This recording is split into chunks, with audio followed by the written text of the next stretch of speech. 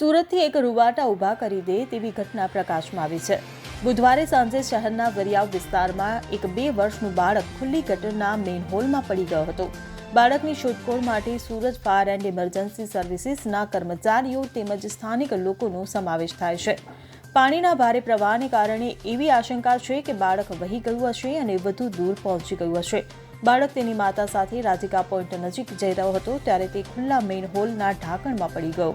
Chief fire officer Basant પરીખે જણાવ્યું હતું કે ભારે વાહન પસાર થવાને કારણે મેઇન હોલના કવરને નુકસાન થયું હતું। તેમણે કહ્યું કે 2 વર્ષનું બાળક તેમાં પડી ગયું હતું। બાળકને શોધવા માટે લગભગ 100 થી 150 મીટરના વિસ્તારમાં શોધખોળ કરવામાં આવી હતી। બાળકને શોધવા માટે સર્ચ ઓપરેશન હાથ ધરવામાં આવી રહ્યું છે।